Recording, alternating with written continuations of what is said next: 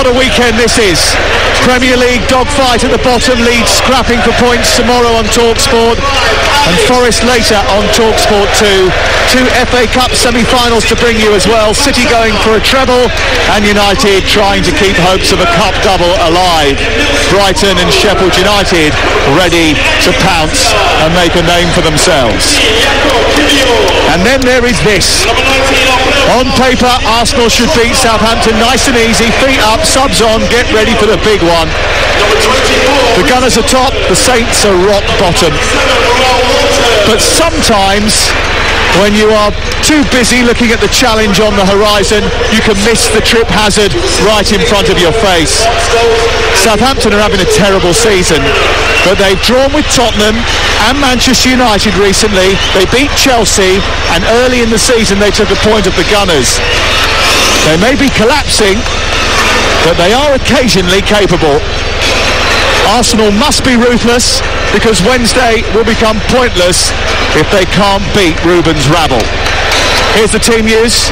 Arsenal, who can guarantee a Champions League place with a victory tonight, have Ramsdale in goal, White holding Gabriel and Zinchenko, Thomas Partey holding with Vieira in Xhaka alongside Ødegaard in that advanced midfield position, Saka and Martinelli on the flanks, Jesus up top for Arsenal, who go into a huddle in their red shirts with white sleeves away to our left, and in their change kit of turquoise, Southampton, who have lost 14 of the last 19, have Bazunu in goal, Walker-Peters, Bednarak, Bella Kotchap and Perot, Ward-Prowse and Lavia in midfield with Walcott and Elyounoussi on the flanks, Alcaraz and Armstrong up top.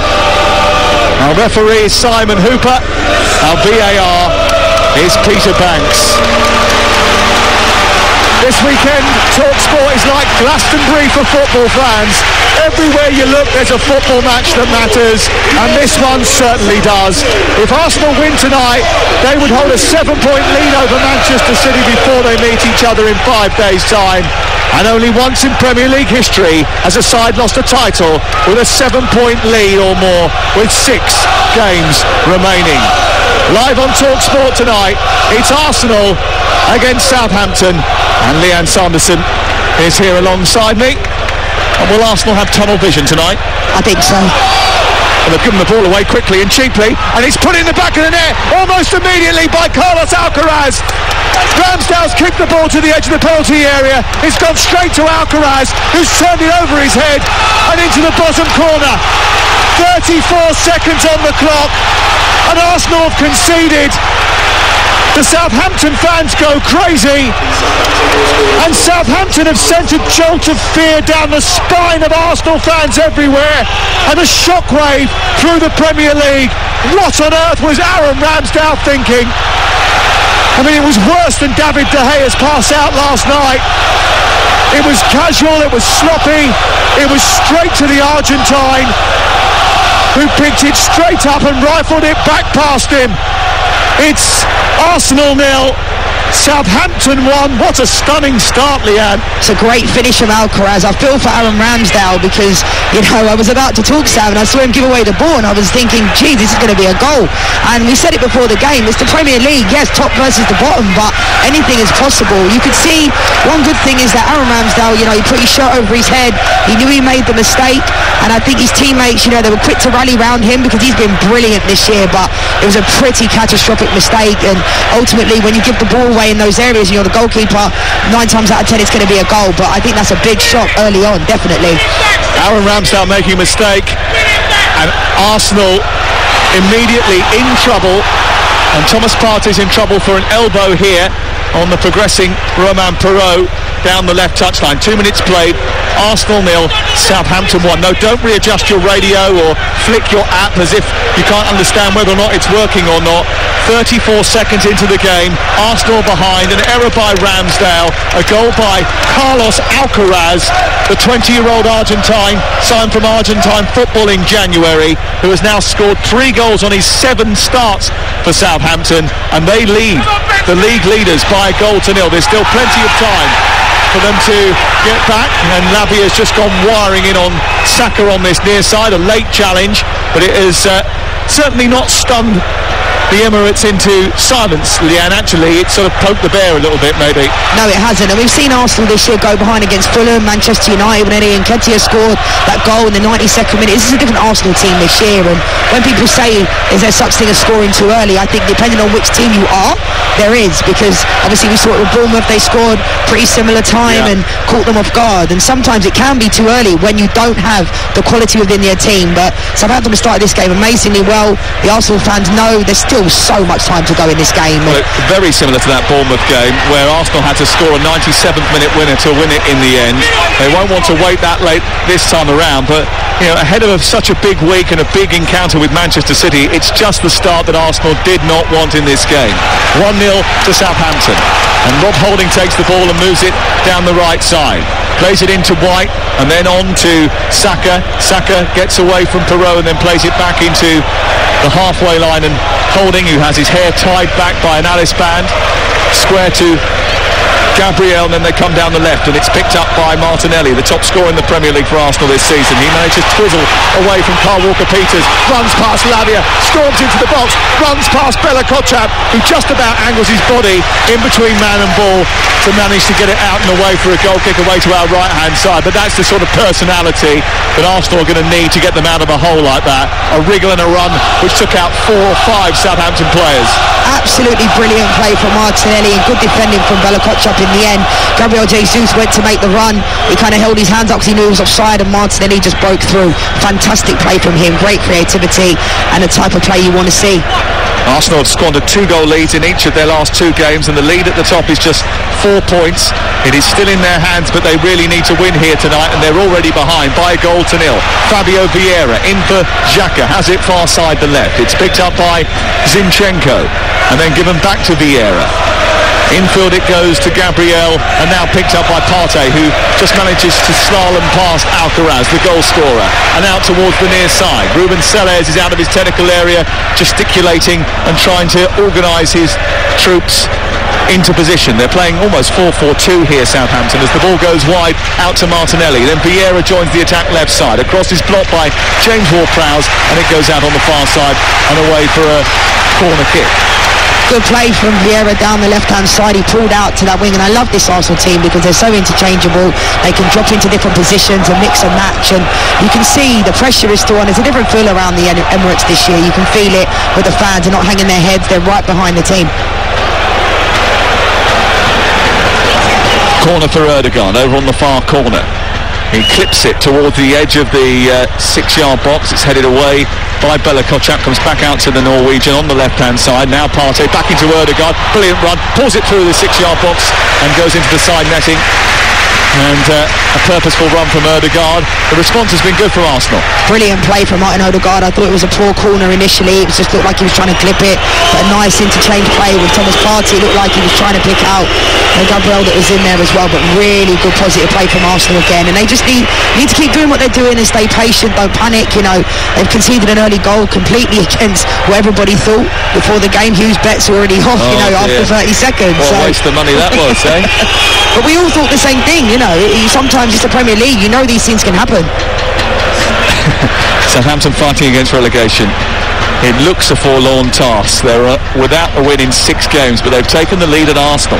Ball sent over the head of Bednarek, and it's collected by Jesus, who plays it against the pole and then wins a corner on the far side. Bednarek tries to get a bit aggressive with the Brazilian, and that just spices up the Arsenal crowd. Simon Hooper is very quickly across to try and calm proceedings down, and it's going to be a corner kick over on the far side. The noise ramps up once again inside this stadium as Arsenal look to try and find an equaliser. They've been giving away leads recently. They've now got to come from behind here at the Emirates on this Friday night. Beautiful Friday night in North London. The ball is with Martinelli. Down the left he goes, bursts into the box. Erdogan moves back to the edge of the area. The cross is punched away by the goalkeeper. Comes to Zinchenko, who volleys it from the edge of the tee, but never got over the top of it. Just couldn't keep it down, and it flies behind and away for a goal kick away to our right-hand side. You're listening to Talksport. Mikel Arteta will know that back-to-back draws against Liverpool and West Ham, compounded by City's run of 6 successive league wins, means that Arsenal can ill afford to drop any more points, Leanne. but they can't rush the response either. No, and I think that was an example of Zinchenko there. I think he already knew he had no backlift on the ball, it didn't come down, but the pressure is certainly on. I mean, Arsenal have had 3 corners in the space of about 2 minutes, so the pressure is there, and the last thing Southampton need to do is sit back and invite the pressure on. They need to keep the pressure up with Armstrong up front and maybe Arsenal will turn over the ball. Well, they're giving the ball away again, Arsenal, to Alcaraz, who's trying to escape from the clutches of Ødegaard. He slipped and picked the ball up with his hands. The referee's been kind and giving him a free kick on the edge of the centre circle. We played 8 minutes and it's 1-0 to Southampton. And Carlos Alcaraz, the goal scorer, shaved hair right the way up to the top of his temples, and then there's a little bit of hair on top. Looks a stylish young man. He certainly was a stylish finish after being given the chance by Aaron Ramsdale's sloppy play from the back. James Ward-Prowse now has a free kick. He's not going to score from this distance out, but he may well cultivate a chance. It's left of the centre circle, right-footed, floats it into the penalty area, towards the far post, looking for Theo Walcott. It's headed away by Zinchenko, and then Martinelli looking to run away with a loose ball, can't keep it in on the far side, and it's out for a throw-in to Southampton. That was a good ball in from James Ward-Prowse. Not much pace on it though. It looked like he was looking for the far post just to float it in, but that initial free kick from Alcaraz was clever because it wasn't a free kick and he picked up the ball and he left the referee with no choice but to give a free kick. But certainly Southampton, they're high pressing in a way that I don't think I've seen them do many times this season. Maybe at Stamford Bridge and against Tottenham as well when they were chasing the game, but they've certainly started this game very, very well. They don't look phased and they need to keep doing exactly what they're doing, because I think with Southampton at times they give away the ball too cheaply. Zunu kicks clear, and that is the plan, isn't it? Kick clear, get it up towards Armstrong and Theo Walcott and El Yunusi, and then try and build off the platform from there. And they're playing out on the right-hand side with Walker-Peters into El Yunusi, who sends it wide to Ward-Prowse. Walker-Peters back to El Yunusi, and then on to Ward-Prowse, who travels with the ball, plays it centrally to Alcaraz, who just drops deep in behind the Arsenal midfield and gives it back to the captain, James Ward-Prowse. This is Talksport, live on a Friday night. We're at the Emirates Stadium in North London, and Arsenal, who have been terrific here all campaign, they've only lost once, that was to Manchester City, are behind. Zinchenko back from an injury and scurrying back into position. He was out of the squad against West Ham last weekend, but very much part of the travelling party. Across to Rob Holding, and Ramsdale's got it at his feet again. Southampton fans make a little bit of noise away to our right. We are high up in the top tier of the main stand, just left of the halfway line.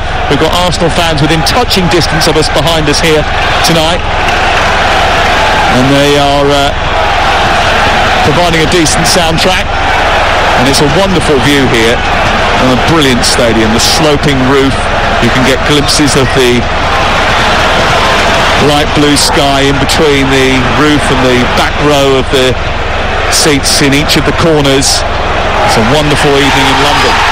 Saka trying to scurry away from Perrault. It's held back by Romain Perrault, the Frenchman. It's a free kick 5 yards inside opposition territory. If Perrault cannot get any tighter to Bukayo Saka if he tried, that's obviously something he's going to have to do, but if he keeps getting so tight, maybe Saka will end up turning him and spinning him in the end. But you can see a couple of opportunities Southampton have had with Bazunu looking in the channels to Theo Walcott and Alcaraz. You can see that's a tactic they're going to look to try, because Arsenal do look a little bit rattled right now, but they also look like they have great intent. Every time the ball goes out of play, Gabriel Jesus is chasing it down, looking to get it back in play, because they realise the magnitude of this game. El Yunusi is over on the right-hand side into Walcott, long sleeve blue shirt on, sends it back wide to Carl Walker-Peters, and that early momentum after the goal from Southampton that Arsenal was starting to build up has just sort of dissipated, and Southampton trying to get a bit more feel for the ball. Saka goes across and wires into a challenge on Perrault, who dawdled in his left full-back position, and Saka came across, played it against him. It's out for a throw to Arsenal, high up inside Southampton territory, wide on the right. White throws it into Ødegaard, tries to lay it back to White, who's been quite progressive in the last few weeks. He's come up with a couple of assists and a couple of goals in his last 6 Premier League games, Ben White. Ball out wide towards the left. Martinelli taking on Walker-Peters now. Goes to go on the outside, then goes back to Zinchenko. Zinchenko's got Vieira in front of him. Back out wide it goes into Martinelli. He skins Walker-Peters, gets to the byline, pulls it back, looking for Ødegaard, away by Lavia and out to the far side. He's rapid, that Martinelli fella, and he's got the beating of Carl Walker-Peters. Great play from Martinelli, fantastic. Jesus onto Vieira, who's on the underlap, scoops the ball towards the far post, looking for Ben White, cracks it against the head of Adam Armstrong, and there might have been a foul inside the penalty area before that came off the back of Armstrong, and it goes out for a free kick to Southampton away to our right. That was a bit better. Good play again from Arsenal, fantastic, good creativity from Zinchenko to scoop the ball to Martinelli. He tried to pick out Ødegaard, and in the end it just got cut out in the end, and then it fell to Ben White, and it was a good ricochet and it was a deflection. But Arsenal was certainly coming at it. You know, Perody's getting so tight to Bukayo Saka down this right hand side, and maybe they need to mix it up a little bit, Arsenal, and stop forcing that down this side, because it's almost playing into Southampton's hands. You can see Bazunu, the Arsenal fans are booing because he's taking forever, you know, to get rid of the ball, but he doesn't have to hurry up at this moment in time. He's not going to. It's not very often that Southampton have found themselves leading by a goal to nil, one of the top half teams. Here is Ødegaard playing the ball in field for Vieira. It's broken down and bounced to Alcaraz. Alcaraz to Theo Walcott, who's in behind. He shoots into the far corner. He's got beyond Gabriel and scored. Theo Walcott back to haunt Arsenal and steer Southampton into a 2-goal lead after just 14 minutes. What on earth is happening at the Emirates Stadium?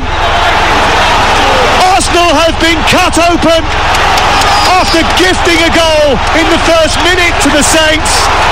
All of a sudden, they've been cut open by the bottom team in the Premier League, and it's 2-0 to Southampton. Zinchenko is getting his team in a huddle. He's dragging them all into the centre circle to add a bit of composure to them, but they're losing their heads here.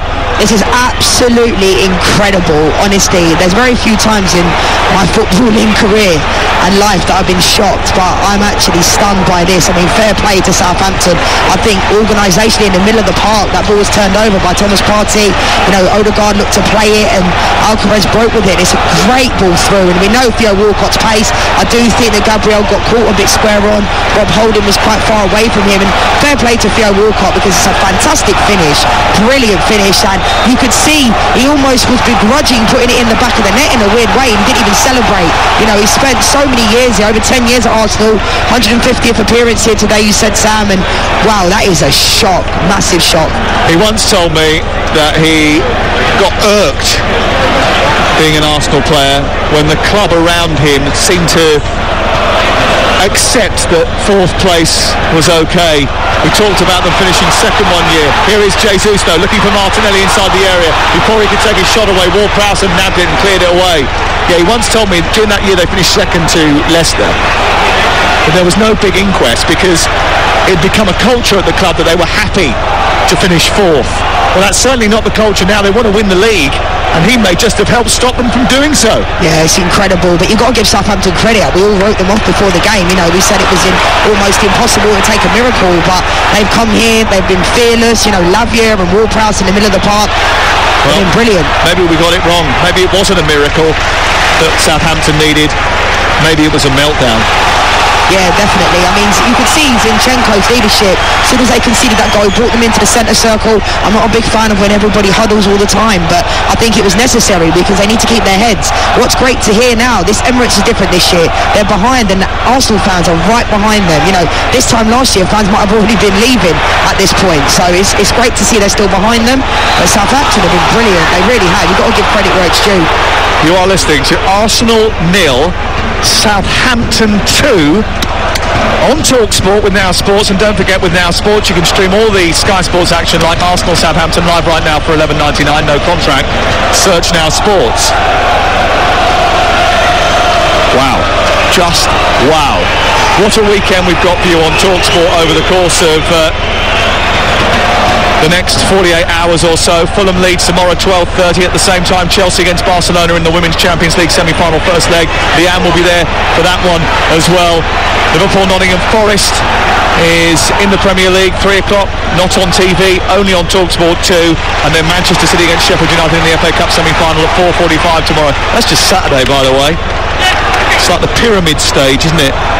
It's incredible, so much football, what a dream, eh? Sunday we've got Brighton against Manchester United, and then on Tuesday night Wolves against Crystal Palace, Aston Villa, Fulham and Leeds against Leicester. They're all on Talksport. You might need our app, download it.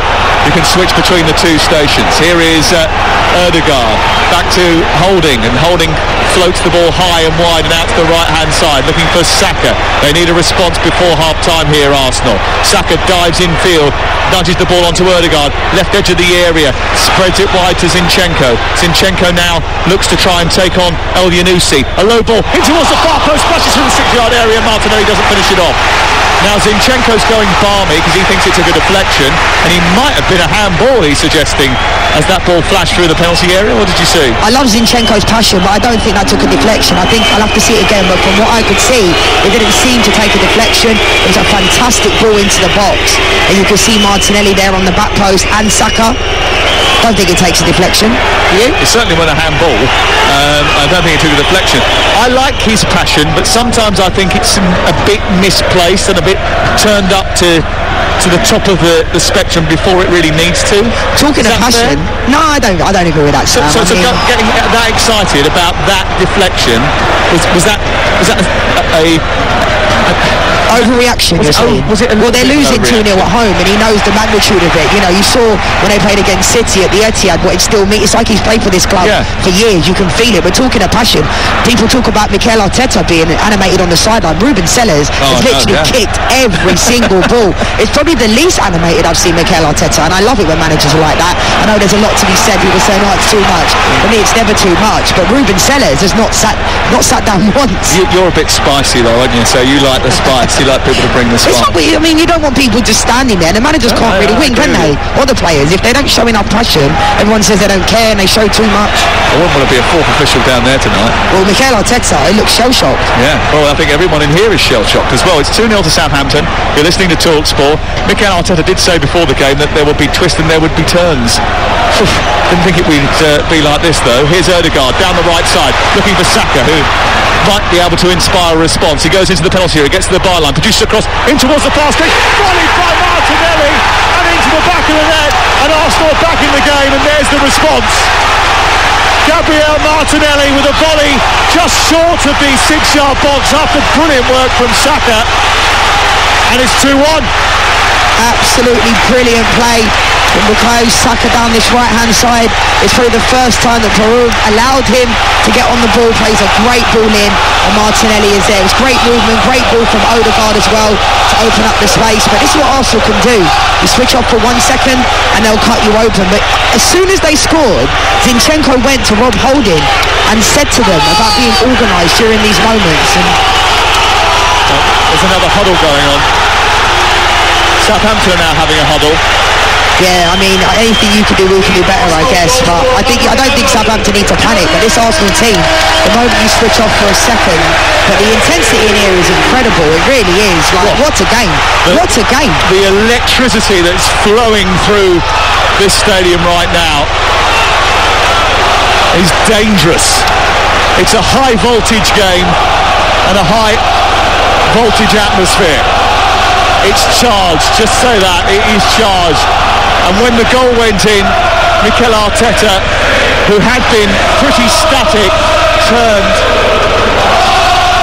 and flexed his muscles and screamed "Vamos" at the top of his voice.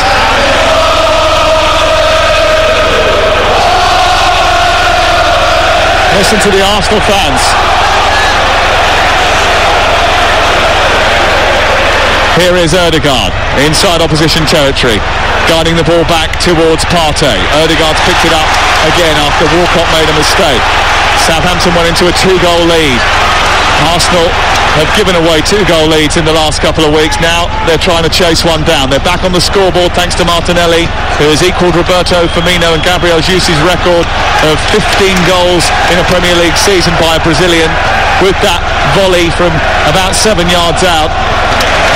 And Arsenal now will feel as if they can get another one before half-time and then turn the tide.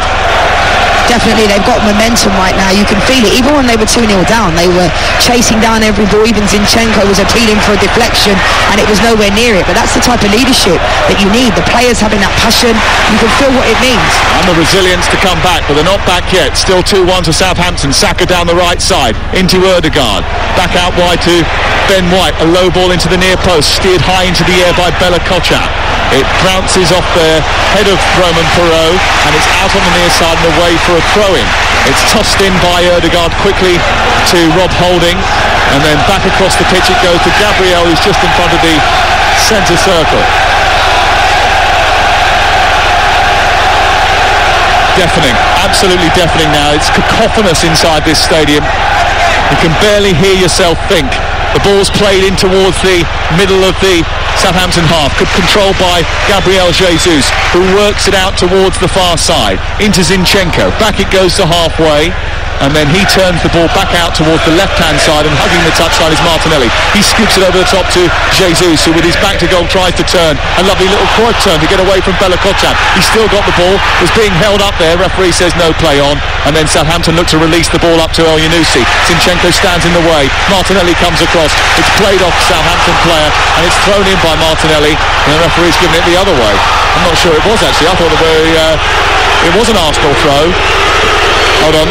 Southampton have now relinquished the throw, and the linesman, I think, has advised the referee it was a Arsenal throw, and it's now with them again. That was quite strange because they'd already got themselves going, but Arsenal have been relentless. I mean, I fear for Southampton now because they started the game very well. Obviously, Aaron Ramsdale made that mistake. Jesus in behind, and the goalkeeper didn't know whether he was coming or going. Jesus puts it through the 6-yard box. There's no one there to finish it off, and an offside flag is up against the Brazilian anyway. It wouldn't have counted, and it's going to be a free kick away to our right. And we can just pause for breath for a second, Leah, because Simon Hooper just explaining to James Ward-Prowse, who's in his face, saying, why didn't you get the flag out earlier? Well, it wasn't a clear offside. It is incredibly charged. It's incredibly intense. You can feel the sort of energy flowing through this game, can't you? Both have got so much to play for. Southampton fighting against relegation, and of course Arsenal looking to try and stay in this title hunt. You can definitely feel it within the stadium, both sets of fans, both sets of players, and it's completely gone the opposite, I think, of what everybody thought. I think they thought it was going to be a formality that Arsenal win this game pretty comfortably. At the top of the Scottish Championship, Queen's Park still trying to gun for glory, but Ayr United 0, Queen's Park 0 is the latest scoreline after 38 minutes there. It's 2-1 to Southampton here, live on Talksport, over on Talksport 2. Right now, we've got the latest from the Super League, and it's Castleford 6, Hull KR 0, and Lee Leopards are 16-0 up over Leeds. Here on this left-hand side, the ball is with Perrault. Deep towards the far post it goes. El Yunusi's got a free header. It's spooned away by Ramsdale. Overhead kick by Alcaraz and tipped over the top by Ramsdale. An athletic save by Aaron Ramsdale. He needed to make a double stop there. El Yunusi had far too much room to get that header in. I don't know what Gabriel was doing. And when it spooned up off Aaron Ramsey, Alcaraz reacted really quickly, and Ramsdale had to push it high up over the bar. That was a great second save from Aaron Ramsdale, but I'm not quite sure what Rob Holding and Gabriel were doing. El Yunusi got in between them, and it looked like it was going to be a pretty comfortable save in the end. But definitely, every time Southampton go forward, they look really dangerous, which is quite worrying for Arsenal, because I feel like Arsenal have definitely got the momentum, but they seem to be going through Arsenal really quickly. Maybe Saliba, people talk about how much they're missing him, and you can see it tonight. Here is the corner from Ward-Prowse, punched away by Ramsdale, headed forward by Bednarek, and then Marseille is not going to be able to escape because the ball was released to halfway, but Ward-Prowse is going to get there first. Coming forward again, Perrault down the right, Walcott to the edge of the area, Partey, poor and casual, gives it to Ward-Prowse, who delivers across to the far post, headed down by Alcaraz into the area. Saka's got to be careful here. He comes away with the ball. He's dragged back by Alcaraz. That's going to be a yellow card. What I'm seeing right now, Sam, is that Fabio Vieira, the game seems to be just bypassing him.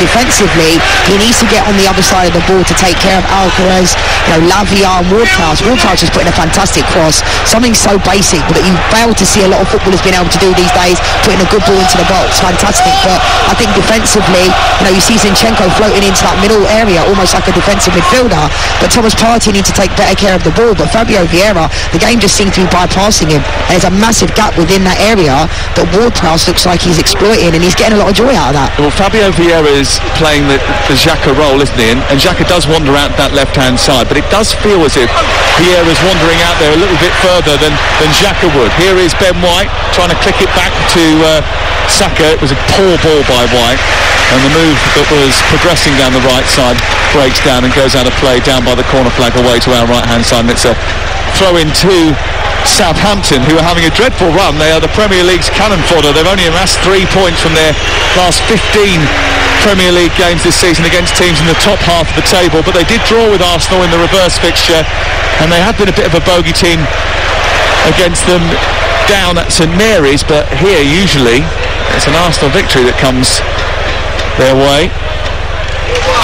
Here the ball's been sent out towards the far side, and Martinelli with a cross in towards Ødegaard, who's unmarked, and he steered it over the top of the crossbar. I mean, that was dreadful defending by Southampton. Bella Kotchap and Bednarak having a bit of an inquest now as Ødegaard wandered in between them to have a free header into the box. He probably should have hit the target, shouldn't he? Yeah, and he also, I don't think he would have thought he would have had enough that amount of time inside the 18-yard box, because it's almost like he could have brought the ball down on his chest.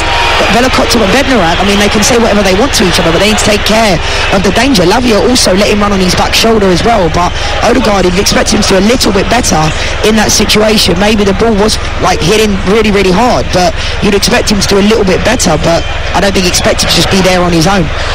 Drinks break and time out because Theo Walcott's got to have some treatment on his ankle, and Ruben Selles as a result has got the magnetic whiteboard out and the counters, and he's moving them around on the touchline before he goes into a little huddle with his players. This is where I want you to go, move that there. Does that work as a player? No, it doesn't, because you're not watching, you're not listening. You are listening, but you're not thinking about watching a tactics board when you're in the middle of a game, especially with an intensity like this. But fair play to him, you know, he's doing everything he can down there, and he's got that passion and that heart, and maybe they are listening, but kind of in these situations it's so high pressure and so intense. You can see Mikel Arteta as well, and tactically it's fantastic to see both managers getting in amongst it right now from the sideline and getting involved and telling them what to do, because this is why some of these managers are very good at what they do, because it's an art and it's a skill, and they have to get a tune out of their players. And Ruben Selles in one of his first games down, I'm pretty sure it was a Stamford Bridge, and he got a tune out of them pretty early on. Yeah. And that happens, that, you know, sometimes new manager comes in and there's that bounce. But I just said it before the game, I don't think Southampton have a lot of quality within their team, but what they've shown tonight is great heart and great fight, and within the middle of the park they've looked very, very good. Well, Alcaraz has scored here for Southampton, and looking up on high, Patrick Vieira and Thierry Henry, who were part of the last Arsenal team that won the league. And it was 19 years ago now. A quick recap: if you just turned the radio on, you got in your car, you went out to get the shopping, you come back in, you put the car radio on, you're sitting there and you're thinking, what's all this noise about? Well, Southampton went in front after 34 seconds of this football match after a mistake by Ramsdale. They then compounded that by scoring a second goal. Beautiful ball out towards Walcott from Alcaraz. Alcaraz making one and scoring one in the first 14 minutes. Arsenal found themselves 2-0 down and then dragged themselves back into the game with a Martinelli goal on 20 minutes. It's now 30 minutes into the match and it's Arsenal 1. Remember, top of the table Arsenal 1, bottom of the table Southampton 2, and Theo Walcott, who's had his treatment, is back up again. He's just had another shot down the throat of Aaron Ramsdale, and Arsenal will clear it away. We're back underway. We've played 31 minutes. You are listening to Talksport. Sam Mazzaface and Leanne Sanderson, the former Lioness, is alongside us in the commentary box on a lovely spring evening. Still got to wear the jackets when you get up here though. The wind whips around, doesn't it, eh? Yeah, I'm absolutely freezing now. Saka down the right hand side. Listen, I'll tell you what, if this game doesn't keep you warm, I don't know what will. It's been a terrific football match to watch. The yellow card comes out for Roman Perraud, the harassing Bukayo Saka. That's a tossing up procedure, isn't it? Because he has been all over Bukayo Saka like a rash. He has, and he's done that all game, Parode, and I think he's done a decent job. But this is what I said before, when you get that tight to a player, that's what will happen. And now he's going to have to tread on thin ice, because he's going to have to go another 60 minutes, you know, on that yellow card. And Bukayo Saka knows that as well. But brilliant play, 1v1, and got a great chance for Arsenal here. Saka, whose cross was met by Martinelli for the goal that has put Arsenal on the scoreboard tonight, attacking the clock end away to our right in front of those Arsenal ultras, the Ashburton army away to our right hand side. They prepare another free kick. Saka will take it. He's got Holding to aim at. Jesus, Gabriel and Partey all in there. Martinelli lurking with intent as well as they burst towards the near post. It's aimed towards Holding, comes back out to the edge of the area, and Vieira spoons the ball forward. Saka is onside, he gets hold of it, sends it back with interest to the far post, comes towards Partey, sets it up for Martinelli, left for Vieira, takes a touch this time, tries to curl it to the far corner, didn't really have enough on it, didn't look confident at any stage during that move, Fabio Vieira. He's had a difficult afternoon so far, evening so far, and it goes beyond the goal away to our right now for a goal kick. It's currently 2-1 to Southampton, live on Talksport, and for the latest odds you can head to Ladbrokes, where right now you can get Arsenal to win at 3-4, Southampton win still odds against 7-2, the draw 12-5. That's all thanks to Ladbrokes. Play at ladbrokes.com, 18+, begambleaware.org. Fabio Vieira's had a pretty poor game, and these things happen, you know. Some days it's just not your day, but ultimately he needs to be better. I think when he's getting the ball, he's in the wrong position, he's going out to the left a lot, he's in the central areas, he's not really doing his defensive responsibilities, so he needs to find a way, because Arsenal can't afford to have any passengers in games like this. And I think defensively Arsenal have looked quite shaky at the back tonight, and a lot of people can speak about Saliba, but Rob Holding and Gabriel don't look like their partnership really, they don't seem to know where each other is when the ball's on the other end, so we'll have to wait and see what happens with that. But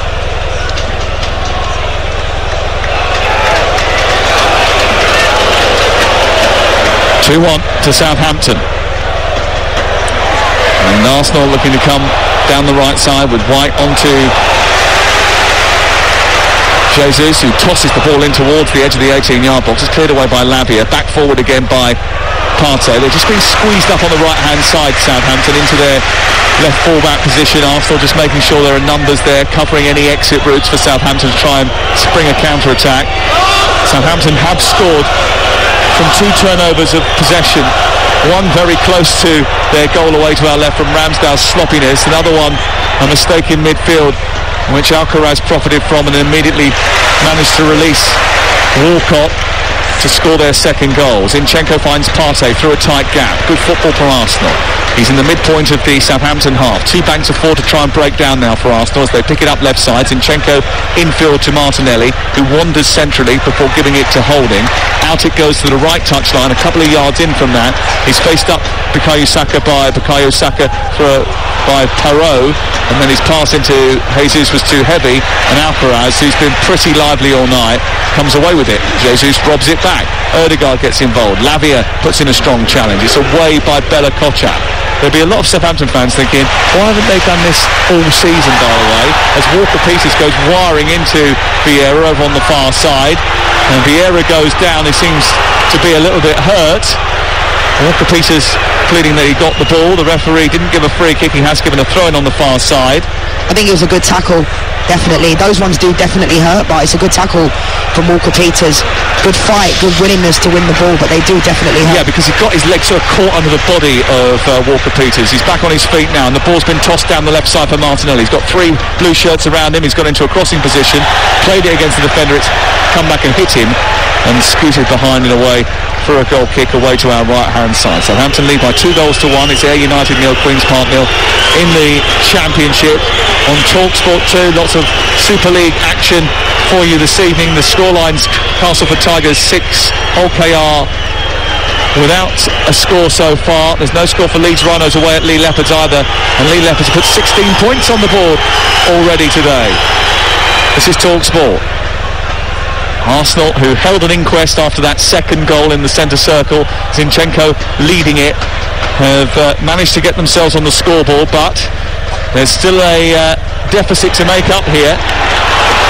And there's a problem over on the far side for Jan Bednarak, who looks as if he's got a bit of a whack, and he's gone down looking like he needs a bit of treatment.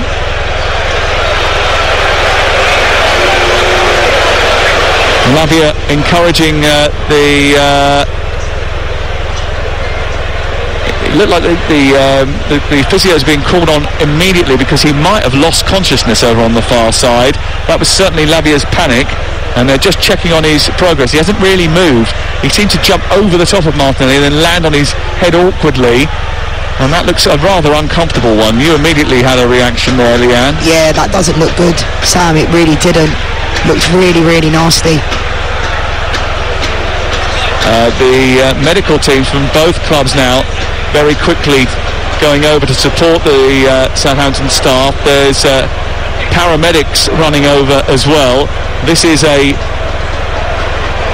worrying situation for Jan Bednarak over on that far side. He's a couple of inches in from the right touchline. He was involved in a tussle with Martinelli. He went up and over him and landed awkwardly, and now the stretcher is coming out for him as well.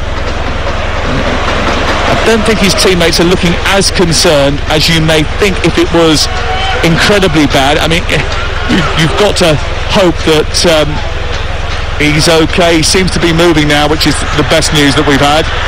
The landing, Sam, looked really, really... I mean, he's went shaking his head, which is good. It's so good to see that he's up because the landing looked really, really rough. He looks dazed and confused, though, doesn't he? He's going to have to come off, surely, because the landing was tough.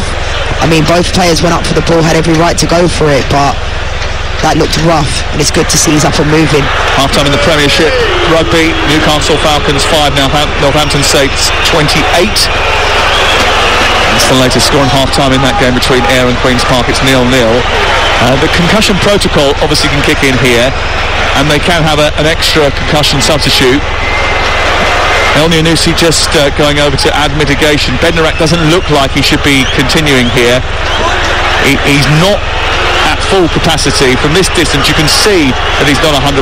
He's pleading, I think, with the medical staff to let him go on, but actually someone has made a call over there that that's not going to be able to be the case, and they're going to make a substitution. Really, really good to see. You can see Bednarak wants to carry on, but you have to take it. The experts, the doctors, the physios, the trainers, they have to take it out of the players' hands, and that's exactly what they've done. I'm sure as a player you want to continue, but I just don't think he should. 6 minutes before half-time, and they're going to be forced into a change. He's still arguing about coming on. James Ward-Prowse is filling in at centre-half, and Duya Chaleta-Sarr is struggling to get his tracksuit bottoms off as he's been asked to go out there and fill that gap left by Jan Bednarak, who's still asking to go back on. He's being restrained now by the medical staff, who are forcing him to stay off the pitch. Here is Elyounoussi. Out wide it goes towards Theo Walcott. Walcott comes in towards the near side of the centre circle, and then the foul is given against Zinchenko. It's going to be a free kick on halfway. They're still arguing over on that far side. Bednarak wants to come on. He's pleading to let him go on. The Arsenal doctor is over there trying to explain to him that it's not a good idea. This is not just the Southampton staff saying this. Even Theo Walcott now has gone over and said, look, you've got to go off. I think he lost consciousness. He did. And I think as a result of that, you can't take any chances, and Southampton have just got Chaleta-Sarr onto the pitch so that Bednarak has to take it. Look, I mean, that was a sickening blow. I mean, he went up and over the top of Martinelli, landed on his head. It's just prudent to take him off and get him checked out. It's so difficult as well, because fair play to Bednarak showing that fight for wanting to stay on the field of play, but no, I think that was good from it's difficult because they were restraining him, weren't they? Yeah, well done to the medical staff for taking a stand. Chaleta-Sarr immediately into the thick of the action, goes sliding over towards the far side. Haven't seen enough of him. He's a Croatian international, this boy. He's no mug. He's certainly a very established international footballer, and I think Southampton fans have been slightly surprised they haven't seen as much of him as maybe they were expecting. You're listening to Arsenal 1, Southampton 2, 4 minutes to go before half-time on Talksport with Car Finance 24/7. Search Car Finance 24/7 today. Martinelli looking for an equaliser down the left-hand side. Across goes Walker-Peters to try and hold him off, but Martinelli's too strong, shrugs him off, and it's a free kick and a yellow card. So both the fullbacks have now been booked. And that's because Arsenal was certainly putting the pressure on even when they were 2-0 down. Perraud and Kyle Walker-Peters have had their work cut out down the left and the right, and it is a free kick and it is a foul, and he got the wrong side of him. Fair play to Martinelli, he's looked bright tonight. Baker Others will bring you game day tomorrow from 11 o'clock. Fulham against Leeds kicks off at 12:30. At the same time over on Talksport 2, Chelsea against Barcelona in the Women's Champions League. Ruben Selles and Jan Bednarek are having a row on the touchline still, but he's been told by the manager to go down the tunnel and get himself checked out. He was on loan and surplus to requirements under Ralph Hasenhüttl earlier in the campaign, but he's determined to play a pivotal role as they look to try and drag themselves to survival. They're 2-1 up away at Arsenal. If they can maintain that scoreline, they'll have every chance. Free kick over on the far side though for Arsenal, who is in search of an equaliser. 3 minutes to go before the break. It's taken by Martinelli, whipped towards the far post, and it went straight across the face of goal. And then I don't know if it kissed the outside of the post or not. Bazunu seemed to think that it was going well wide. From this angle, we couldn't exactly judge it. It wasn't that far wide. He definitely wasn't going for goal either. He was trying to, he had good pace on the ball, but just overhit it. But again, Arsenal were really mounting the pressure. They're going to want to get enough one before half-time. This game, coming out of this game, if they were to draw this game, that would be a pretty bad result for Arsenal in this run to win the title. It will be. So in the second half, if they don't score again, they're going to need to get 2, which will be more difficult. They can definitely do it. They have the quality, but it'll be more of a difficult job. Well, if Arsenal were to lose tonight, City can afford to draw on Wednesday night and still have the title in their own hands. If Arsenal draw tonight, City can afford to draw on Wednesday night and still have the title in their own hands, because the gap would be 5 points, with City having 2 games in hand. Yeah, I still can't see Arsenal losing this game. I can't see it. I could be wrong, but I can't see it. But then again, none of us saw Southampton going 2-0 up, so it's the Premier League, anything can happen. But especially not Wozencroft, eh? Here is Walcott down the right side, motoring towards the edge of the penalty area. He's shepherded out towards the far touchline by Partey, and it goes out for a throwing down by the corner flag. I think everybody thought that this was an Arsenal victory in the making. It hasn't turned out like that at all. And Southampton struck twice in the first 15 minutes. Arsenal have been trying to fight back, but they've got a second wind, Southampton, as well. They've looked a little bit sturdier. Yes, they've killed the game in certain moments, haven't they, and just added a little bit of the dark arts by slowing the game down, etc., etc., but they've suffered a big injury as well to Jan Bednarek. There was a time when the momentum was definitely with Arsenal, but it seems to have just levelled out a little bit here for whatever reason. And it'll be interesting because I can't see the scoreline staying this way, but could you imagine if Joe Walker ends up scoring the winning goal, that kind of puts Arsenal not out of the title race, but mathematically, it's in City's hands. So I think Southampton have done a good job tonight, probably played the best I've seen them play in a really long time, but I can't see them winning this still. I think Arsenal have just got too much.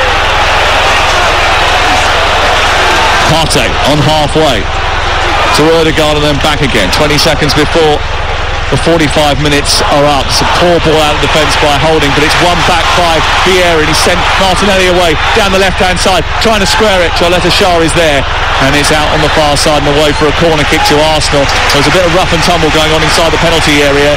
Martinelli, I think, was a little bit eager and just pushed the ball a little bit too far in front of him there. He's got incredible pace. He's been brilliant this half, Martinelli. He always looks dangerous every time he gets the ball. As Len Goodman would say, 7 additional minutes at the end of the first half. And here is Martinelli trying to get across into the box. Ødegaard takes it, volley, left-footed, blocked by the defender. Comes back out to Vieira, who's crossing towards Gabriel. He's headed over the top of the crossbar by the Brazilian. Only a yard over the top by Gabriel, who got up high and tried to head the ball down and into the Southampton net. It was a delicate little cross from Vieira, flipped towards the edge of the 6-yard box, and the back stick rising highest and heading the ball goalwards was Gabriel. I think Holding actually got in his way a little bit there, and it goes over the top of the bar, and it remains 2-1 to Southampton. Yeah, good ball from Vieira. It almost did look like Holding got in Gabriel's way, but it looked like Gabriel also leapt a little bit too soon. But again, good positive play. There's 7 additional minutes, so they've still got time to grab another one before this half. But Southampton, credit to them, I think, in the midfield, they've done brilliantly well. They've taken care of Odegaard. He's had a relatively quiet game. They've got around him, and that's what you have to do. You have to man-mark the best players, and they've done that. Bukayo Saka and Odegaard, they've really had a sniff this half, and I think Ward-Prowse, Lavia, Alcaraz have done a really good job in those areas. Adam Catterall and Carlton Cole at this moment in time are sitting watching the action back in the Talksport studios, thinking this is going to be the easiest sports bar we've ever done. 03717223344, 10 o'clock, open for business with your calls. Adam and Carlton Sports Bar Weekender will be open for business, whatever your persuasion. Gabriel gives the ball away to Southampton. We're in the second of 7 minutes of added time at the end of the first half. Alcaraz wants a foul on the edge of the area. I was surprised he didn't get it. Arsenal escape, and Saka goes up to halfway. He's got Jesus in the centre, waiting for a bent ball. He plays it down the right channel. Oh, Bazuna, what was he doing? He came too far. Eventually just about managed to get back in front of Jesus and narrowed the angle, but he wasn't sure of himself there, the young goalkeeper. Yeah, Bazuna almost got caught in no man's land and made it easy for Jesus, but fair play to him. He got rid of it in the end. A nice little ball from Bukayo Saka down the channel, and Bazuna ended up getting there. Corner kick on the near side to be taken by Bukayo Saka. He's got 5 to aim at in the centre. Make that 6 now with the arrival of Gabriel. Ben White in there. Martinelli lurking at the back stick. Just short of the 6-yard box is Odegaard. The ball sent in left-footed by Saka towards the near post, flicked on by White, cleared off the line. Did it go over? The referee looks at his watch, says no, it didn't, but it was very close, I think, because Ben White got to that near post and with a brilliant flick on almost put Arsenal on level terms. That was close. What a clearance. That's an even better one from the right full-back position over the top of the Arsenal defence, and Theo Walcott is charging forward now. He's just had to check his run a little bit. Odegaard's got back, and then Zinchenko has put it out over on the far side, but after wiring into Walker-Peters, that's a yellow card for Zinchenko. I actually think that was Alcaraz that cleared it off of the line. That was a fantastic flick from Ben White. It looked like it was over the line. Obviously they have goal line technology, but that was a fantastic clearance. I'd like to see a replay of that. Ben White getting towards that near post. It was a choreographed move actually, because Saka knew exactly where Ben White was going to go. He tossed it in towards that near post, a little flick on from White, and then coming round onto the goal line to help out his defence. It was indeed, and it was Alcaraz. I think it is Alcaraz. Yeah, it is. Wow. I said that, he's been brilliant. How good has he been? What a clearance. That was a goal all day long. Nothing gets to escape from Alcaraz. That's the best one you've ever done, Sam. Producer Izzy's just given me a glare, and the producer back in London has just whispered rather kindly, it's a low bar. It's Talksport. It's 10-9 on a Friday night, and Arsenal behind against Southampton by 2 goals to 1. Here's Partey charging forward, looking to try and feed Jesus. We're into the 5th minute of 7 added at the end of the first 45. Jesus has got it back again, helps it over the head of Lavia, taken down by Odegaard, spread wide to the left, Zinchenko. Arsenal looking for an equaliser after going 2-0 down to Southampton early on. Martinelli back to Zinchenko once more, approaching the penalty area, goes back wide into the left wing position. Martinelli a little bit hesitant, goes back to Zinchenko again, infield it goes to Partey, and then all the way back to Gabriel to White. Vieira's popped up right side, he's flicked the ball into the near post, it's chested away by Bella Kotchap, and still Southampton can't get it clear. They take it into the left wing position. It's a poor clearance by Perrault. White squeezes back up, and they're being pressed inside their own half here, Southampton, right at the end of the first 45 minutes. We're into the 6th added minute. Ball over far side. Zinchenko now moving down the left into the path of Martinelli. Zinchenko wants the return, gets it, gives it back to Martinelli, who cuts across into the central part of the Southampton half and then gives the ball away cheaply. Alcaraz up to Walcott, and then Alcaraz is now speeding forward down the right side. He's making a cross run from out to in, and then Walcott doesn't spot him and just takes the ball to safety over on the far side. I'm sort of caught in two minds as to why he didn't play it, and then I'm thinking, well, at least he protected possession and kept hold of the ball. What's your verdict? I think he should have played him. I know, they're trying to keep the ball and they're seeing the half out, but I thought he should have played Alcaraz in. He's been brilliant. Bella Kotchap down the left-hand side. Armstrong squares it into the 6-yard box. Alcaraz is lurking again, and Partey gets it clear. And now he just thumps it down the middle of the pitch. Straight back to Southampton. Arsenal were always likely to feel the pressure. No Saliba in the last couple of games. He's missed the last 4 with the back injury. They've conceded 6 goals in the last 4 that he's been absent in. Make that now 8 goals in 5. They had kept clean sheets in 3 of the previous 4 before that injury. He is a major influence on them at the back. That's not the only reason, though. There is just a little bit of that getting to the end of the line mentality that has started to creep in over the last couple of weeks. Here's Saka trying to show the resilience and get them back in the game with a darting run down the right side. Delivers across the far post. Martinelli with a volley. Jesus is there. Comes back to him. Did it bounce off the body of Bella Kotchap or the hand? Arsenal are appealing. The play continues. Zinchenko's got it back. Left footed into the box. Another handball is called for. White with a volley. Half cleared by Southampton. Armstrong gets hold of it and volleys it to halfway, and that's the end of what has been an intoxicating, electric first 45 minutes in which Aaron Ramsdale gave away a goal inside 35 seconds. Alcaraz getting off the mark very quickly, putting Southampton in front. Theo Walcott doubled the advantage to make it 2-0 just before the 15-minute mark. Arsenal then tried to mount a response, and they did. Martinelli go on the score sheet, but they're not level yet. There is a hell of a lot of work to do. For Mikel Arteta at half-time. Sorry Saints are threatening to give themselves hope and dash Arsenal's. Who saw this coming? At the break, it's Arsenal 1, Southampton 2. Well, Leanne Sanderson is shaking her head. Explain to me why you're so puzzled. Because Alcaraz has been their best player, not only because he scored the goal defensively, he's been doing these roles and responsibilities, but it looks like they've gone into a back 5 from what I can see. But I don't know, I think Alcaraz has been their best player, I really do, so I'm really confused as to that one. I really am. Lianco is on, and he goes straight into the heart of the defence, and as you were saying, it is a back 5 now for Southampton, who I think are anticipating a bit of an onslaught at the start of the second half. You're listening to Talksport. And Arsenal have won 11 of their past 12 home league games versus teams that start the day bottom of the table, only dropping points in a goalless draw against Burnley in January 2022. But here's a statistic for you. Arsenal last faced the bottom side when on top of the table in December 1958. That was the last time they were top and they were playing a bottom team. It finished 2-1 to Aston Villa, a defeat.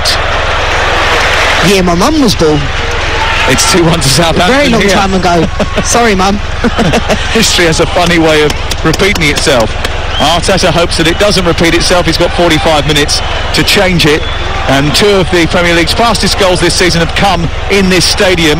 Both of them against Arsenal. That fast one today from Carlos Alcaraz has been substituted at half-time, and then earlier in the season when Bournemouth scored in the first minute, only for Arsenal to come back and win it in stoppage time, live on Talksport 2. It's 2-1. I'll go through the 2 lineups in just a second. Arsenal shooting from right to left towards the North Bank in the second half in red shirts, white sleeves and white shorts. Lavia engages with Partey. It goes back to Holding, who tosses it forward down the left side. Martinelli does well. Vieira takes over left side of the area. Shut down by Ward-Prowse. He holds onto it. Zinchenko into the area down the left side on towards Jesus. It scoops into the air. Bazunu will catch this, and it's back in the arms of the Southampton goalkeeper. So Arsenal with Ramsdale in goal, White holding Gabriel and Zinchenko. Partey is holding Ødegaard and Vieira in midfield, with Martinelli and Saka on the wings and Jesus up top. Southampton, who have made a change, have Bazunu in goal, Walker-Peters.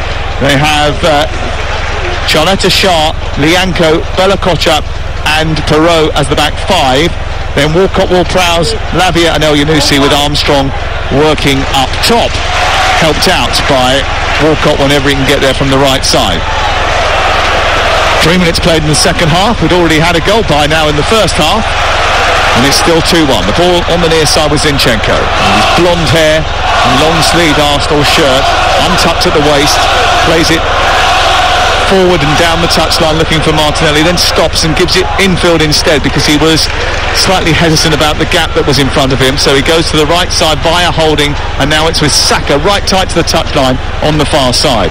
A lot of Arsenal supporters are still in the concourses getting their half-time pint, and a few empty seats on the far side now as people try to jostle back for position coming back from their half-time refreshments. Saka, no such refreshments for him.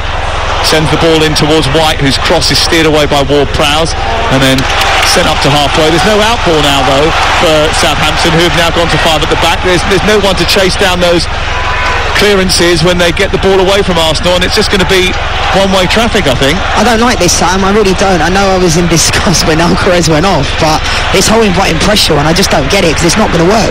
Really, it's not working. Saka, Ødegaard, edge of the area, left-footed cross away by Lianco, unconventional, but got it away.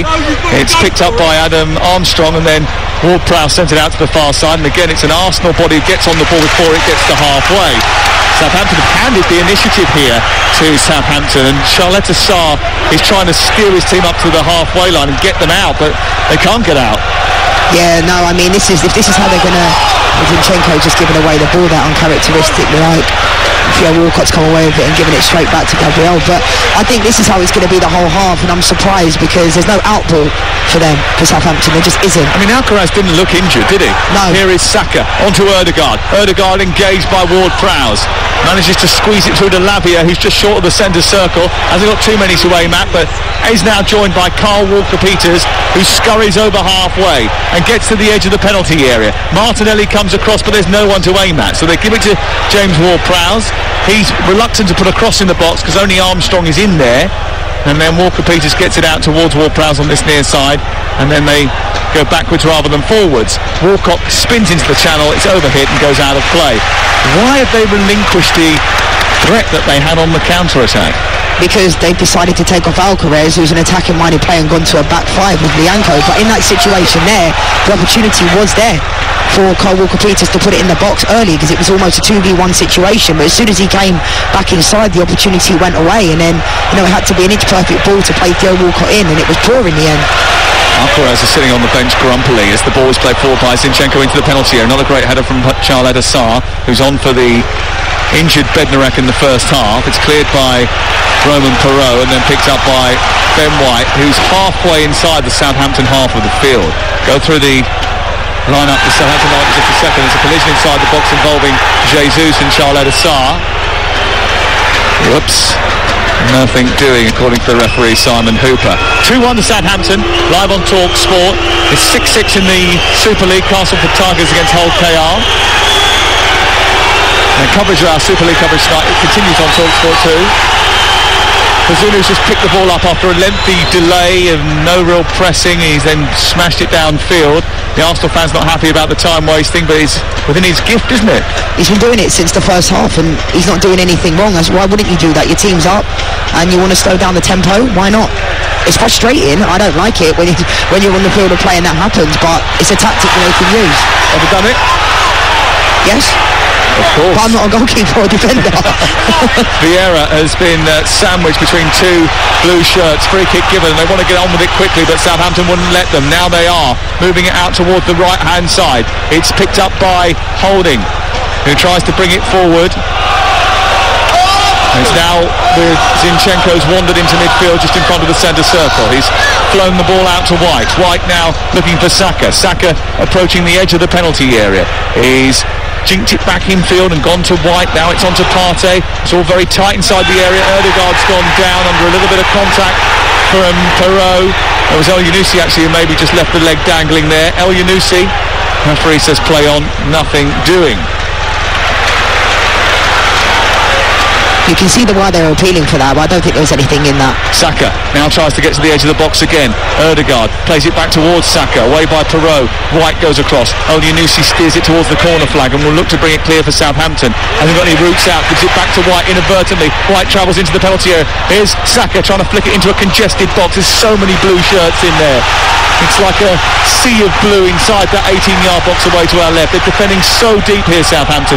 Surely they can't do this for another 40 minutes. Cross into the box from the wide right position from Ben White. Flicked away by Walker-Peters, but he's kept it in for Martinelli, who sent it back from whence it came. Lianco steers it wide. And it's away towards this near side and back with Gabriel. Forward it goes into the path of Partey, out wide to the left, and Martinelli on towards Zinchenko, who's overhit it. It's gone behind and out for a goal kick. The Arsenal fans getting behind their team though. There's a few sort of groans of frustration, then immediately they reacted and tried to drag their team back into it. Yeah, I mean, if this is the type of tactics that Ruben Sellers wants, I'm going to question it. If this game, stays the way it is, and fair play to him, but the fact that they're inviting this amount of pressure in the way that they are, I can't quite get my head around it. They weren't really cruising in the first half, but they were winning the game. They looked like they had an outlet, they had an option up front, and now they're just, every time they get the ball in the back line, there's no option up front. 68% possession for Arsenal, whose fans are unhappy about Bazunu wasting time over the goal kick. 54 gone. It's Southampton 1, Arsenal 2. Arsenal won it back, sent it forward to Jesus. James Ward-Prowse wins it, and then it breaks down on halfway, and Zinchenko's got it once again for Arsenal, who are looking to get back into the game. They've had 14 shots, only 3 of them on target so far. Southampton have only had 6 shots, 5 of them have been on target. There was a double save from Ramsdale that stopped it from getting any worse. Here's Saka, right side, cross into the box, steered away by Bella Kochap, and then picked up by Perot, who's trying to escape on the far touchline. Comes back in for a pass the Norwegian Ødegaard, and then Jesus, who spent far too much time dropping deep in that West Ham game, especially in the second half, is chasing back to try and win it back. Gabriel gets it back to his goalkeeper, and Arsenal have it again. Southampton are going to be hanging on here, trying to keep hold of this lead for as long as possible. You'd expect that. I don't know if the way they're going about it is particularly wise. Here goes Saka over on the far side into the penalty area, left-footed towards the far post. So it's flashed past Lianco and missed by Vieira. Vieira turns to the crowd and tries to turn up the volume. I think Lianco actually got a touch on this. We'll have to see again, but it certainly looked like a really good touch, because Fabio Vieira looked like he was going to have a gift going into the back of the net. The tiniest of touches. Trossard about to come on for Arsenal. We've only played 10 minutes of the second half. Corner kick will be taken first. Martinelli. Are they going to take it first, or yeah, they are. Short into Ødegaard, back towards the angle of the penalty area. Fabio Vieira in towards Martinelli again, tries to get it onto his right foot and steers it to Zinchenko, who's got Partey alongside him. Vieira in the box, gets it out of his feet, delivers the ball towards the far post. Too short and into the arms of Bazunu, and it will be cleared away. And Arsenal once again getting frustrated about the amount of time that Bazunu, who does have 6 seconds to release the ball, but he's definitely taken more time than that. Listen to that noise. Listen to it. I can't believe the referee's actually allowing this, because he's definitely, every time he's hitting the ball, he's holding it for at least 10 to 15 seconds. He's been doing it since the first half, to be honest. But I still think I think I'll give a special mention to James Ward-Prowse. I think he's been brilliant. I think he's not given the Arsenal midfield any type of look in this game, and it looks like they're about to make the substitution that I kind of said that I thought Mikel Arteta would. Off comes Fabio Vieira, on comes Trossard. I think that was inevitable, that had to happen. I think Fabio Vieira's had a poor game tonight. I think he's not had any impact on the game when he has had the ball, hasn't really taken care of it. And I think Trossard, when they brought him in from Brighton, they just expected him to just kind of play hardly any minutes or be a squad player. But I think he's actually done a really good job, and he's the type of player that, bringing into the game, has got high intensity, he'll win everything, he'll chase everything down, and he's got quality as well. So good substitution. There's absolutely no way he felt as if he was going to come in and play only a handful of minutes. He is a player who sensed an opportunity and forced through the move, because he was desperate to be a part of this, and now he's got a role to play trying to get Arsenal back on terms in this match. Arsenal 1, Southampton 2, 57 on the clock. You're listening to Talksport with Leanne Sanderson, the former Arsenal striker, the former England striker, and me, Sam Motherface, at the Emirates Stadium on what has been an unbelievable night, really. Watching Southampton go 2-0 in front, the noise has been terrific here. The Arsenal fans trying to roar their team back into contention. Here comes Thomas Partey. Southampton have changed their formation in the second half. They've gone to a back five. That's invited more pressure. Here is Zinchenko wandering into midfield. He's got so much time on the ball. Out towards the left. They've become passive, Southampton. Is it the right tactic? Well, we'll find out at the end of the game if they've held on to the victory. Martinelli, Zinchenko, far post is Saka, headed away by Perot, into the left corner of the field as Southampton look at it, away by El Yunusi, but straight back to an Arsenal jersey. It's Arsenal 1, Southampton 2 on Talksport with Now Sports. And don't forget, with the Now Sports subscription, you can stream all the Sky Sports action like Arsenal versus Southampton live right now for $11.99. No contract. Search Now Sports. Trossard on the half-turn, trying to poke it through. Advantage played even though he was fouled. Referee continues as Arsenal continue down the right-hand side with Saka on to Ben White, infield to Ødegaard, trying to get the ball out to Saka. It falls to him inadvertently. He tries to square it for Trossard. Jesus is trying to pick up the pieces. It takes a deflection through to Bazunu, and Bazunu picks the ball up just in front of the goal away to our left. And here's those cat calls again. Yeah, we know he's going to waste time every single time. You can see Mikel Arteta trying to push his players up. You can see it, Zinchenko trying to take care of Theo Walcott, Gabriel Jesus. Every time Bazunu's got the ball, he's asking for the time. Yeah, he's given the ball away straight, kicked it straight to Partey. Partey's ball forward to release. Jesus was a little bit ambitious. It goes through to Bazunu again. If this stays this way and it gets to about the 75th, 80th minute, then there's going to be a lot of frustration around the Emirates, because I still think the Arsenal fans believe they can come into this game. But I just think sometimes when you're playing against a team like Southampton are doing in this second half, banking all 11 players behind the ball, that's when Arsenal have to be a little bit more patient. Sometimes also go route one sometimes. I'm not saying play boring football and bypass the midfield, but I think Lavia and James Ward-Prowse have done a really good job tonight. Big Arsenal fan Adrian Durham texted me at half-time. He said he believed that Arsenal would come back. His prediction was they would come back and win the game, just like they did against Bournemouth, even if it meant that the referee had to keep playing until they did. I think that last bit was sarcastic. I couldn't work it out. It was a text message. We played nearly an hour. It is 2-1 to Southampton live on Talksport. Bottom of the table, Southampton. Haven't beaten the top half team, Southampton. 3 managers, Southampton, against top of the table Arsenal. Here's Jesus trying to spin inside the area. Up the ball is played to him. Lianco right up his backside, trying to stop him from going anywhere. Manages to get it clear, but again it goes to the halfway line. Arsenal get it back again. Good play from Lianco coming into this game. Gabriel Jesus tried to spin him, and fair play to him. He's nice and tight. Trossard couldn't get it under control. Ball was played to him by Jesus, and he didn't manage to get hold of it. Arsenal have been sending out the second youngest 11 week in, week out in the Premier League this campaign. That must be noted. Yellow card is coming for Bazunu here, or at least a talking to from Simon Hooper. I'm watching you, he says, as Bazunu takes ages over the goal kick once again.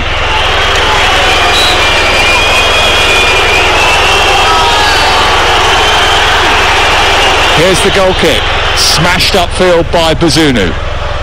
This will have a seismic impact on the title race if Arsenal do not win this game. If they don't win this game, they're handing the advantage over to Manchester City. Something so basic, Bazunu's wasting time, which I completely understand, but when he's hitting his goal kicks, he's just there's no target player. Adam Armstrong, he's not even going towards the ball. It's very strange because they're just inviting pressure this whole of the half. It's such a strange tactic, because I think in the first half they were very, very good defensively, organised, but they're just inviting the pressure on. If it comes off, we'll hail him as a genius. If it doesn't, he's going to get blamed for it, Ruben Selles. Here's Martinelli down the left-hand side towards the byline, produces a cross, comes back to Saka. The ball went out, he's hit the post anyway, and it's cleared out on the far side, but the ball had already gone over the line when Martinelli crossed the ball. Yeah, and he's so quick, Martinelli. It happens to him quite often where he runs the ball out of play because he's so fast. But again, good play down this left-hand side. Cole Walker-Peters couldn't get anywhere near Martinelli, and it does go out of bounds. The whole ball goes out of bounds, and that happens. Yeah, it was about a good yard out of bounds, wasn't it? Well, Ruben Selles hasn't been able to do much to revive Southampton's fortunes. Prior to his first game in charge at Chelsea on February the 18th, Southampton were bottom and 4 points from safety. They currently find themselves in exactly the same position. However, were they to win this, it would really tighten up the bottom of the Premier League. Really tighten up the bottom of the Premier League. I think everybody thought that Southampton would be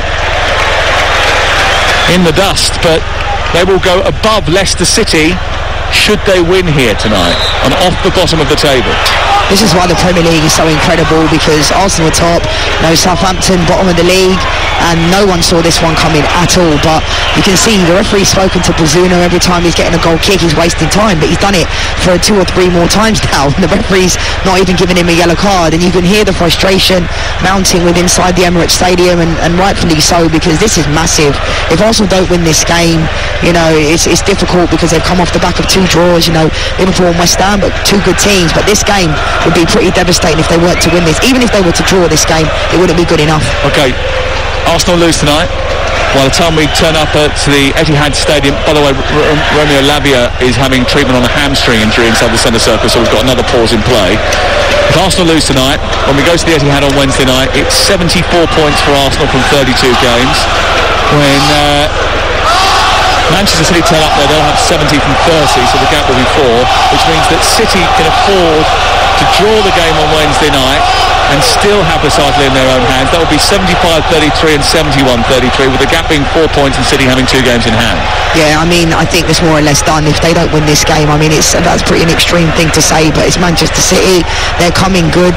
They seem to be peaking just at the right time in the Champions League as well, and you can feel it around the club. You just can. But Arsenal still have it in them. There's still long to go in this game. They still can pull it off, and I've seen them do it this year at the Emirates. They've done it against Manchester United when everybody thought when they went behind they wasn't going to come back, but the fans need to keep believing, because this is massive. Well, if City were to beat Arsenal on Wednesday night from this position, it would feel as if the whole end of the season collapsed for Arsenal, and I don't think there would be a way back for them. And Arsenal just got to get this job done first. They do, but there's definitely been progression, Sam. Obviously it's easier said than done, because they would have felt like they were so close but so far, but there's been so much progression this year. But I think a lot of people, it's playing into what a lot of people already think into their hands, that Arsenal always crumble at the final hurdle, whereas I don't believe in that. They need to show that they are mentality monsters, like Liverpool have done so often. Here on the right hand side is Kyle Walker-Peters looking to try and get the ball into an advanced position, trying to cross it to the deflection, goes behind and away for a Southampton corner. Thomas Partey giving away the ball there too easily, and Southampton are going to take their time now to take this corner, and they're going to look to be dangerous as well with this James Ward-Prowse corners. I said it's something so simple in the Premier League, but you see so many players struggle to take a corner, hit the front post, whereas James Ward-Prowse always puts it in the right place. Onuachu is threatening to come on the near side. He's 6'7". Ward-Prowse sends the ball in towards the near post. Oh, it's a header across the face of goal, and it's into the far post from Charlotte Sarr, who's mopped it up and steered Southampton into a 2-goal lead again. It's 3-1 to the bottom of the table club. Arsenal undone by a simple set piece, and their title hopes are falling down around their ears. Across from the corner on the right hand side, a flick on at the near post, went flashing across the face of goal, and Charlotte Sarr was there at the far post to break Arsenal's hearts and give Southampton hope of staying in the Premier League.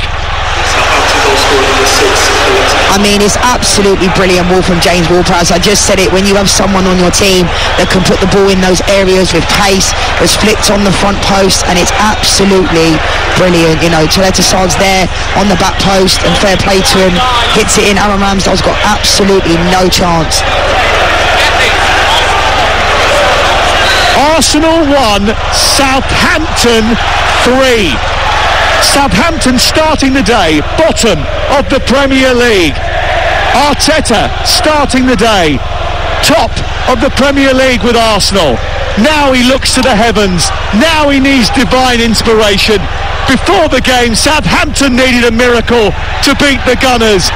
Now it's the Gunners who are going to need a miracle to win this game, and they're going to need a miracle in order to win the title. They're going to have to go and beat Manchester City, otherwise it's going to be all over. It's incredible. This is why we love football, because I feel for the Arsenal fans.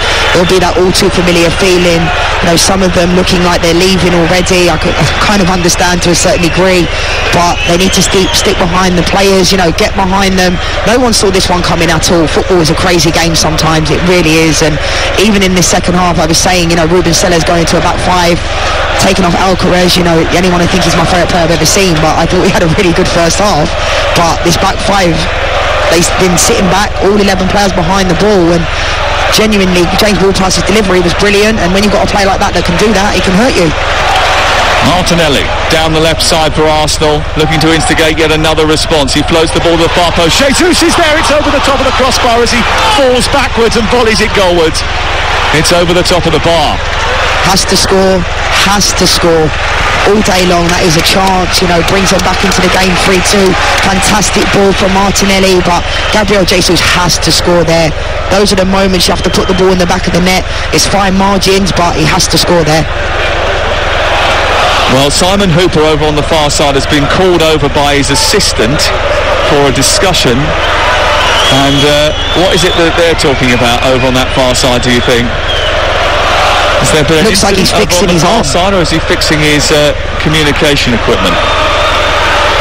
Jan Bednarak has been coaching, by the way, from the touchline. He's been out talking to Lianco, talking to Charlotte Assar. Charlotte Assar has responded with his second goal. His first goal was against Grimsby for Southampton. I think this one's probably a little bit more weighty. Just a little bit. I mean, look, you know, this is not just about an Arsenal story. This is a big Southampton story. To get 3 points away at Arsenal would be absolutely terrific for those bare-chested Southampton fans who are standing up away to our right-hand side ahead of what is a very difficult end to the season for them as well. You know, they've still got to play Bournemouth in what would have been a six-pointer next Thursday night. That'll be on the Talksport app or on Talksport 2.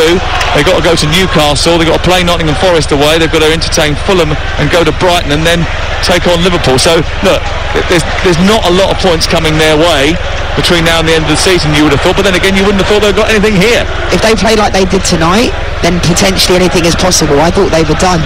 I thought they were. But this is football. It's crazy what things can happen. I mean, nobody saw this one coming, but fair play to them.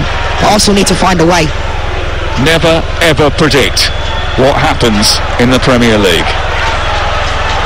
Here is Martinelli sending the ball centrally into Partey. It's 3-1 to Southampton. An Arsenal goal now would change the mood inside this stadium, which has gone a bit flat and a bit passive. Saka trying to steer it on towards Ben White, and Saka's picked it up. There was a foul, was there, on Bella Kotchap? The referee says yes. Lavia's hamstring seems to have healed okay, by the way, after that period of treatment that he required. Arsenal 1, Southampton 3. And for the latest odds, head to Ladbrokes, where right now you can get Arsenal to come and win at 10-1, come back and win at 10-1. Southampton to record a victory now is 3-1 on. The draw is 17-5. It's all thanks to Ladbrokes. Play at ladbrokes.com, 18+, begambleaware.org. Even Leanne's shouting come on to the Southampton players who are now taking the mick a little bit with their time wasting. The assistant over on the far side has got another problem with his left bicep and his communication equipment. Arsenal have got a bit of a problem as well. Eddie Nketiah is going to come on to try and solve it. Worth pointing out with Eddie Nketiah that he's scored quite a few goals this season for Arsenal in the Premier League. 9 goals in 18 starts, actually, all told, but none in 15 as a substitute. And he did well, you know, during that period of time when Gabriel Jesus was out injured. I think he did an okay job. I don't think anybody expected him. I'm surprised that Zinchenko's going off. I know tactically they need to make a substitution, but, you know, he's an attacking-minded player. I wouldn't have taken Zinchenko off in that situation at all. I think I probably would have taken off maybe Holden, put Ben White in as a centre-back, because Zinchenko is so attacking. So I'm not sure about that substitution. They need to get on another centre-forward in Eddie Nketiah, but I'm not sure about that. What I'm not sure about is the formation, and nor are the Arsenal backline either. I wonder whether they're going to I mean, they can't be going to 3 at the back, Leanne, can they? No, but it also looks like Thomas Partey might be filling in there as well. Maybe they are going 3 back. I mean, they desperately need to score. So well, 3 at the back with aggressive wing backs almost as wingers in Martinelli and Saka, possibly. Partey's definitely playing in midfield. White will play right back at the moment, and then Maybe Martinelli's just going to play left back as an aggressive left back. Yeah, it looks like that. It looks like they've gone into a 3, but that has to happen. It does, but I would have kept Zinchenko on, 100%. I'd have kept him on. Big 17 and a half minutes for Arsenal. 3-1 the score to Southampton. Southampton, who never win here. The last time they won here in the league was 1987. How old were you in 1987? I wasn't born yet. The year before I was born. Right, everyone's shaking their head and saying, I wasn't born. Hugh, were you born in 1987? Yeah, he was, yeah. Me too, I was 9. Here is Holding over towards the far side. Finds Saka, cuts in. He's sandwiched between Roman Perraud and El Yunusi. It's a free kick over on that far touchline. The Southampton fans trying to recreate the Manchester City Poznan over on the far side. That'll go down well. The Arsenal fans not happy. William Saliba's wearing a big yellow puffer jacket sitting behind the Arsenal bench. He looks absolutely gutted. If you've heard any industrial language bleeding through our effects mic, I think that's because of the frustration that some of the supporters here behind us are having with the way that Southampton are conducting themselves. But they're still trying to fix the linesman's arm equipment. That's what it's been such a long delay. And Southampton are waiting to make 2 changes. It looks like that Suleimani and Onuachu is going to come on. The linesman over on the far side is having his batteries changed. Look, there's a little box that's being taken out of his sleeve and a couple of wires being readjusted. Yeah, take that one. A new one here, just got it out of the packet. The pressure on these boys that are putting in that battery, you can see. Yeah, all the eyes of the world are on you, including Vieira and Henry, by the way, up in the gods. So make sure you get it right and get it right quickly. It's another delay. 75 minutes on the clock. Romeo Beckham sitting next to Thierry Henry. I still can't believe he's an Arsenal fan. I really can't believe Romeo Beckham is an Arsenal fan. But fair play to him. Well, they live round the corner, don't they? The Beckhams. Yeah, but his dad, you know. Who was his dad again? I can't remember. His dad's worried about the James Ward-Prowse free kicks that keep coming in because he's going to nick his record. We're back underway eventually. The linesman arm is working. It wasn't his arm that's the problem, by the way. They haven't switched that out. It's the little power pack for his communication stuff. If his arm was not working, we'd have a real problem with that flag over on the far side. 3-1 to Southampton. 15 minutes to go. Big 15 minutes to Arsenal. This is crucial times. They've thrown away a 2-goal lead at Liverpool. They've thrown away a 2-goal lead at West Ham United. They've allowed Southampton to establish a 2-goal lead twice in this game. It's falling down around their ears and they're getting a little bit spicy and angry. Adam Armstrong has just disrupted the taking of a free kick and is going to get a yellow card. They're doing every tactic they can to try and delay the game, and rightfully so. Adam Armstrong picks up a yellow card, but fair play to Southampton. I thought they looked really good in the first half, organised, and I critiqued Ruben Sellers at half-time going in a back 5, but it seems to have worked because Arsenal can't break them down. Arsenal coming forward down the right. Saka trying to get ahead of Bella Kotchak. Half clear towards the far side. It didn't look like it was working though. That was the other thing. It wasn't as if we were saying that without evidence. There was a lot of pressure on that back line. They rode it. They're coming forward again, Arsenal. Flicked away by Lianco towards this near side. They've not been particularly good actually, Southampton, at keeping teams at bay. They were involved in a 6-goal thriller with Tottenham recently, but it finished 3-3. I think Arsenal would take 3-3 now. Theo Walcott coming off, and he gets a round of applause from everyone inside the stadium, despite the fact that he scored a goal which may well stop Arsenal from being able to win the title. It's nice to see Theo Walcott getting a good reception. He spent 10 years at the club, good servant to the club, and it's nice to see. I mean, they probably would prefer if he didn't come here and score, but he showed a lot of respect in when he did that, and Adam Armstrong's coming off as well, and I don't think he offers enough. I really don't. I think if they could have, I mean, I know Shea Adams is injured, but I think if they had someone up there that had a little bit more about them, I think they'd have a lot more threat going forward. Well, when they bought Paul Onuachu from the Belgian league, he was the top scorer in Belgium. He hasn't scored yet for Southampton,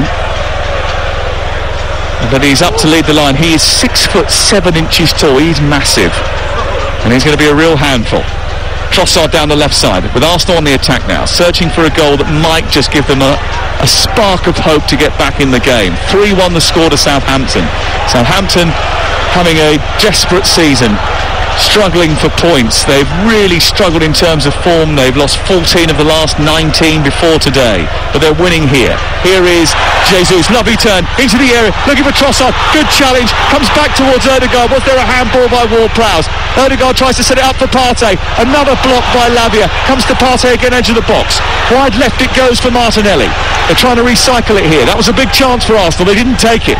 It was scrambled away by the Southampton defence that was trying desperately to dig it out. It comes back out towards the edge of the penalty area in Ødegaard. Then White chops it onto his left foot and floats across towards the far post. Martinelli brings it down, goes wide of the defender, sends Walker-Peters on his backside, comes back to Saka, strikes it, hits Nketiah, and it's cleared away.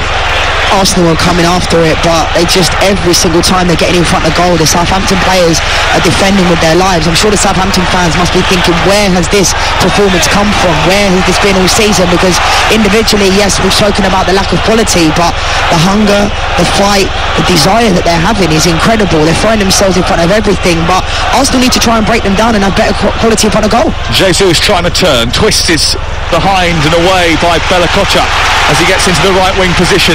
It's poked out on the far side and it's away for a corner kick to Arsenal. 12 minutes on the clock, plus an incredible amount of stoppage time, I imagine, if the first half was anything to go by, and certainly there's been quite a lot of stoppage time in the second half to be added to. Saka to take the corner kick, far side. He's got 6 to aim at in the centre. Arsenal have thrown on Nketiah and Trossard second half. It's towards the far post, away by Bella Kotchap, rescued by Trossard on the left-hand side. But can they come up with a decisive delivery? They haven't tested Bazunu enough in this second half, despite the fact that Southampton have gone to a back five and defended deep. Saka from distance chips the ball into the area. Jesus with a header, and he missed it really. He didn't connect with it at all. Well, it sort of flashed past him and goes out for a goal kick. That was a chance. Yeah, he's got to do better again. I mean, I know he's appealing for a corner, but it just looked like he just completely missed the ball, and he did. You know, I think it was maybe a more difficult chance than the first one, but he's got to make a connection. There's no reason why he didn't make a connection with the ball. Maybe potentially he's appealing that it came off the ankle, but he's got to make a better connection. Well, the official timing of that first goal was 28 seconds. Walcott's 14 minutes. Charletta Sarr on 66 minutes. In between time, Martinelli did get Arsenal on the scoreboard with a volleyed goal from a set piece. But since that third goal has gone in, this place has just sort of lost its lustre a little bit. It will get it back if Arsenal can come up with a goal. There's 10 minutes to go. The Southampton at the moment are defending for their lives and they're just about getting away with it. Arsenal's finishing hasn't been good. They've had a couple of big opportunities. Ben White had one cleared off the line at the end of the first half, but Bazunu hasn't had to do much in terms of making saves in this second half. And when you look at the statistics, they've had 15 shots but still only 3 on target, Leanne. That's not really good enough when you're desperate for goals and you're conceding them the way that Arsenal are. Here is Onuachu down the right hand side, trying to lumber down past Gabriel, who times his tackle and puts it out of play on this near side. That's exactly what you need, especially a player coming into the game, hold up the ball, run the channels. He's done a very good job there. But I think with Arsenal, they haven't really created a lot. You know, you look at their star players in Bukayo Saka, Ødegaard haven't really been in the game at all, apart from the assist that Saka got for Martinelli. But Ødegaard hasn't really had much of an impact on this game, and obviously Granit Xhaka not playing, it changes the way that Ødegaard and those types of players play, because they have to drop a little bit deeper. So taking nothing away from Southampton. Lianco into Onuachu, who dived on the floor, and then I don't know what he did with the ball. Maybe he sort of touched it with his arm, but the free kick has been given inside the penalty area away to our right hand side. So later on, 10 o'clock tonight, well in fact I'm going to tell you this now, I'm going to be honest with you, it ain't going to be 10 o'clock, but just after 10 o'clock we're going to be late opening on the sports bar tonight. 03717 223344. That's on the basis that we've still got probably 15 minutes of this game to play, and it's only quarter to 10 already. The sports bar will be open for business with Adam Catterall and Carlton Cole. Take your calls if you're an Arsenal fan or a Southampton fan or a Manchester City fan. Give us a call, 03717 223344. And on Monday morning the breakfast show will be back. If you listen to the breakfast show this morning, I was streaming it on YouTube, watching Ali, Kenny Miller and Alan from Ayr Racecourse. Laura and Ali will be back on Monday to pour over all the weekend's results. I don't think Laura will be particularly happy after this result if it stays as it is. She'll be on air from 6 o'clock on Monday morning. And if you fancy something different, then Chris Evans' breakfast show is on Virgin Radio at 6:30 every morning, every weekday morning. Had Niall Horan and Gunther Steiner from Drive to Survive on during the course of the week. They also had Dexter Fletcher and Lenny Henry on this week as well. That's Virgin Radio. Here on the edge of the penalty area, Arsenal trying to probe and look for a way back into this game. Saka trying to go down the outside of Perot. Gets it left-footed, sends it towards the near post. It's through post to Bazunu.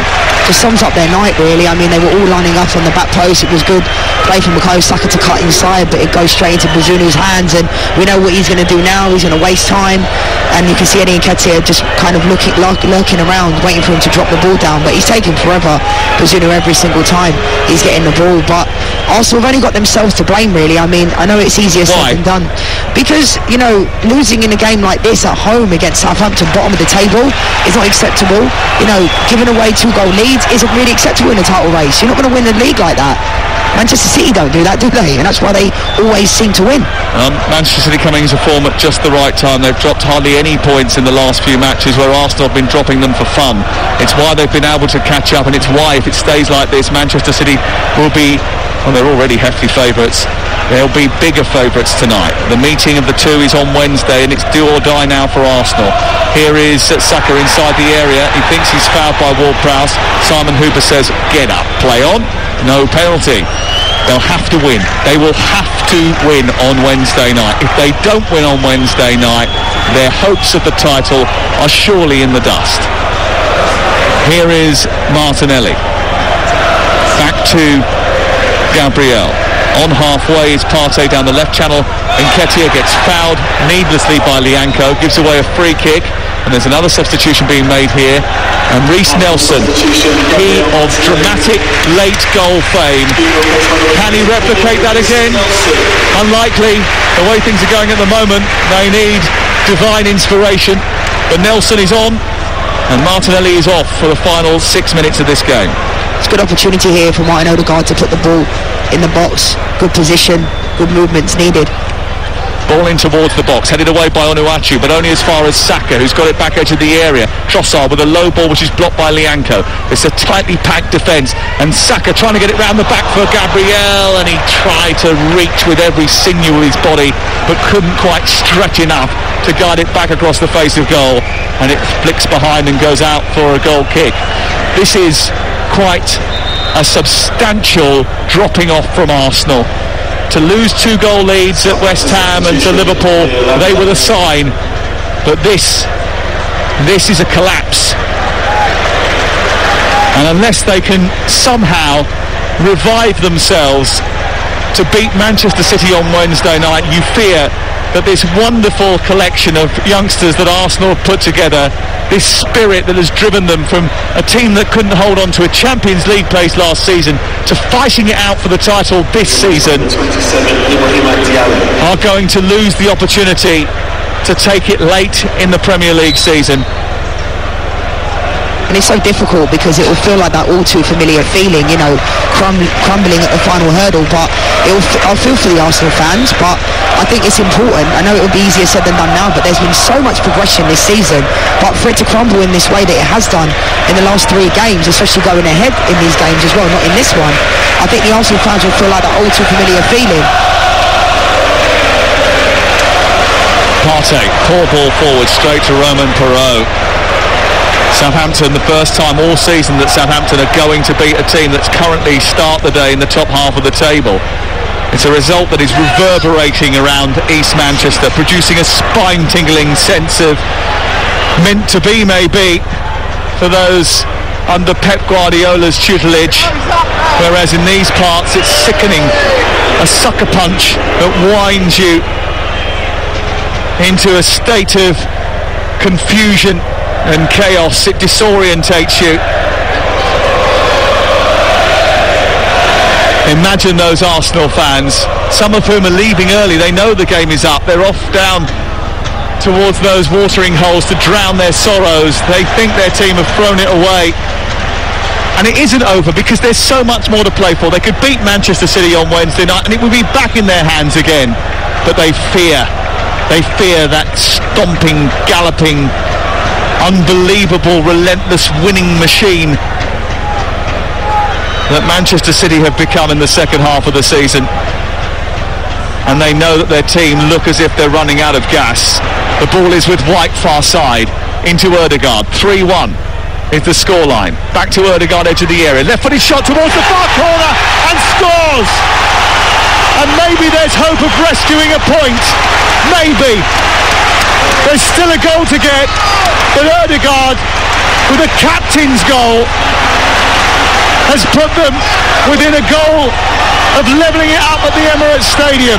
It's 3-2 Southampton, and there's still a lot of time to play. Leanne Sanderson. Great finish, great 1-2 with Ben White, and Martin Ødegaard, who I think has had a really quiet game tonight, had no impact on the game. There's still time. There is still time, you know, but Arsenal need two. They don't need one, Sam, they need two. You know, but fair play to them, they're coming back into the game, and there's still enough time. There'll be quite a lot of additional time at the end of the game as well, due to all the injuries and the substitutions, but you can feel it. The Arsenal fans have been right behind them the whole game. Some have left, yes, but it's football. That's what people have their prerogative to do whatever they want to do, but the pressure will mount now. Well, another goal now, and all of a sudden they'll start to believe that they can turn it around completely. I mean, we've played only 85 minutes, and there is going to be, I think, at least 7 or 8 added on, if not more, at the end of this game. That's a good chunk of time for Arsenal. Ball sprayed by Ødegaard out towards this near side. 89 minutes on the clock. And here is Gabriel back into Thomas Partey. There's the 89th minute. So 1 minute plus added time. Is that enough time to get an equaliser? Is it enough time to get 2? Maybe not. But they've got to give it a go, Arsenal. The season rests upon it. Ødegaard into Nketiah, touched it back. Jesus blocked by Lianco and steered towards the near side. Great play. I was waiting for the net to ripple. It almost looked like it could have been a handball as well, but you can feel it. I feel like a goal's coming, Sam. I really do. Gabriel down the left towards Ødegaard. The stadium will have its roof taken off if there is a goal here. Down the left it goes to Gabriel again. Plays it against the knees of Walker-Peters. Arsenal have got to get everyone forward. They've got to come up with something. We're going to see how much added time is given to this game in just a moment. Trossard sends it through, right the way through. Comes back to Nelson. Steered back into the open penalty area. And it's in by Saka! Bukayo Saka scores an equaliser in the 90th minute of the game. Maybe, just maybe, with 8 minutes of added time to be added on, there might even be a winner. And all those that have left the Emirates Stadium are clambering up the stairs. Let me in, let me in, let me in. Wow, I'm going to do the lottery, Sam, because I said I could feel it coming, and you could. I mean, Arsenal can definitely do this now. 8 minutes, great ball from Trossard, you know, plays to Reece Nelson, and Bukayo Saka's there to tap it in, and this place has absolutely erupted. I wonder if all those people that have left will be trying to get back into the stadium. Absolutely incredible, incredible. The noise. Unreal. The game even more bizarre and dizzying. It's a match that knocks you off your feet. Football, eh? Bloody hell. Unbelievable. It really is. 8 minutes. I mean, it's possible. I feel for Southampton, but this is what Arsenal have done this season. You can feel it. There's a different feel around the squad, the team, the Emirates, and it's incredible. It really is. Here they come again. Nketiah nodding it down, looking for Jesus, away by Lianco. There's 8 minutes of added time to play. We've played only 1 minute and 18 seconds of those. It's on to Trossard, round the corner. Ødegaard now. They just need a goal, Arsenal. Just a goal. They got a late goal at Aston Villa, a late goal against Bournemouth. Can they get one here? Here's Gabriel. On to Partey. Partey now coming forward. Edge of the penalty area is Reece Nelson. The noise is deafening here at the Emirates Stadium. Can Arsenal come up with a goal? Trossard threatening to shoot. Gets to the edge of the penalty area. Does shoot left-footed. Hits the top of the crossbar. Wow! What a strike from Trossard. what a strike. It looked like he was going to, potentially pass it, but he got it. His opportunity. You can see all the players are going absolutely mental at the fans to keep going. You can see James Ward-Prowse now sitting down, looking like he's going to waste some time, but great. I mean, this is fantastic. The fans have been behind them the whole game, and what an atmosphere it is at the Emirates. This game has been absolutely brilliant, and none of us saw this coming at all, and Arsenal can definitely get this win. They definitely can. And they have to win. Draw isn't good enough. They've shown great character to come back into this game, because at one point it looked like they were done. But they have to win this game. Draw isn't good enough. Just take it in.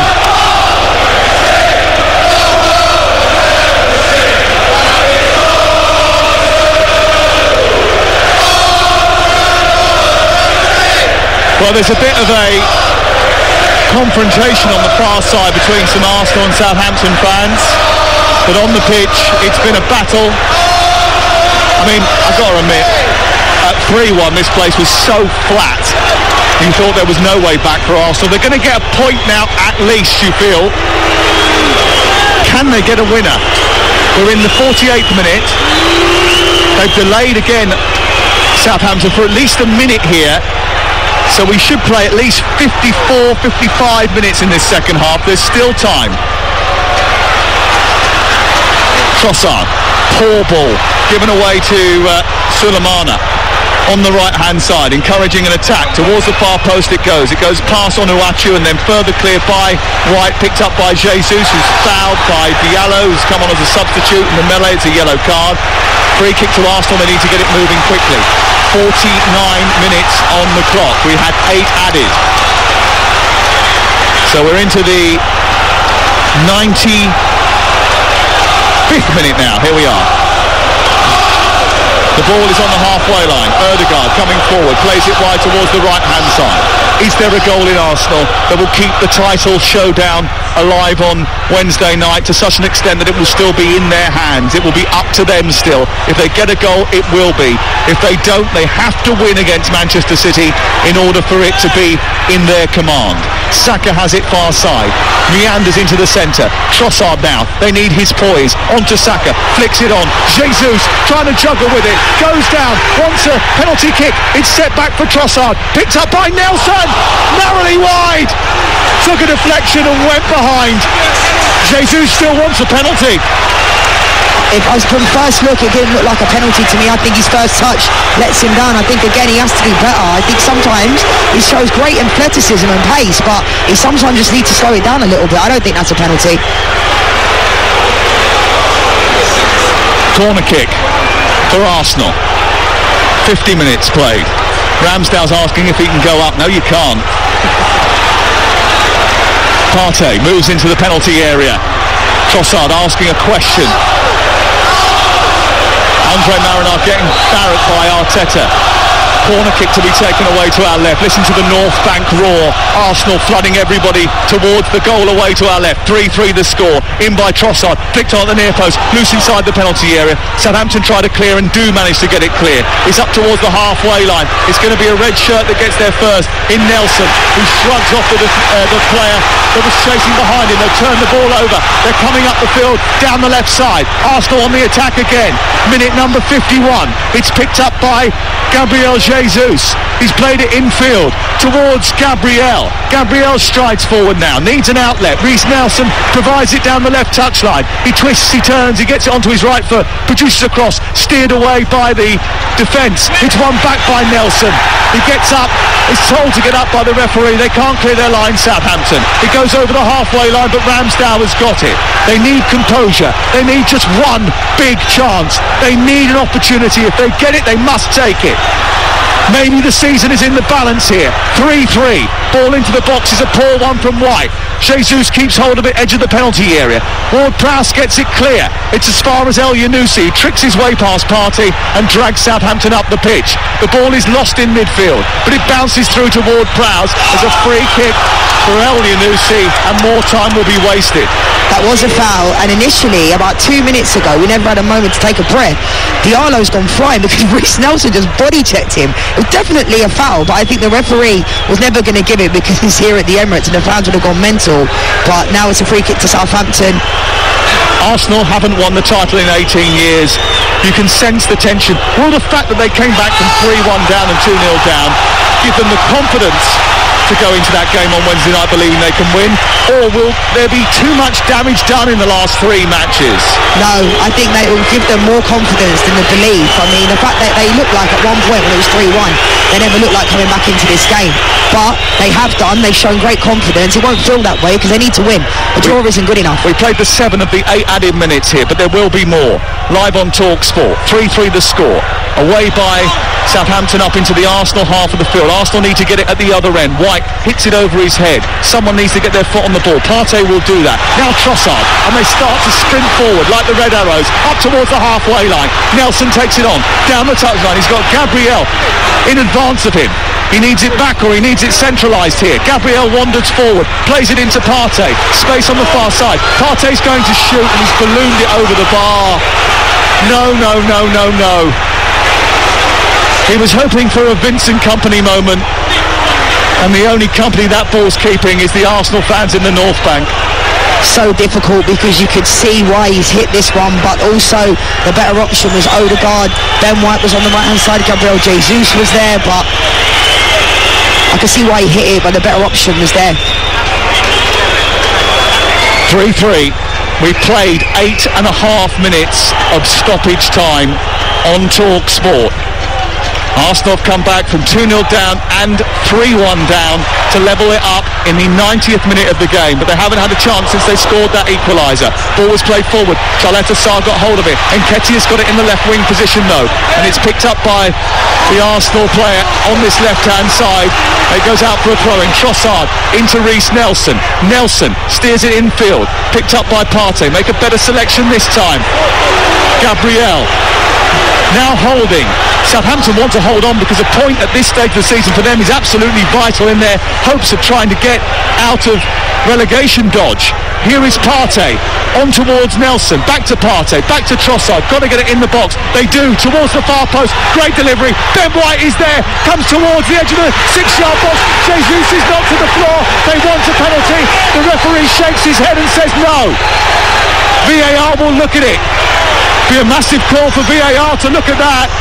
Ball sent forward by Odegaard, runs into Onuachu. Ball's picked up on the right side. Holding tries to win it back. El Yunusi scurries. Partey keeps hold of it, turns it round. El Yunusi pulls up. The referee blows the full-time whistle. It's over, and Arsenal sink to their knees, and some of their players think the title hunt is over too. They've dropped to the floor. They look forlorn figures. They collapse over on the far side. White is laying on his back. Bukayo Saka is on his haunches. Jesus has ripped his shirt off and laid down in the penalty area. Odegaard is bent over. Imagine being a gunner right now. They have had an incredible season, but they are wobbling at the last. They're going to need these fans on Wednesday night. They've been top of the Premier League for 163 of the last 166 nights, but you get the feeling that unless they win on Wednesday evening, they aren't going to be there for much longer. A season that has promised so much with a wonderful group of players, but their supporters are starting to get a sense of foreboding. They've dropped points tonight, dropped points away at Liverpool and away at West Ham United. And when they go to Manchester City on Wednesday, they will quite simply have to win. That game is live on Talksport.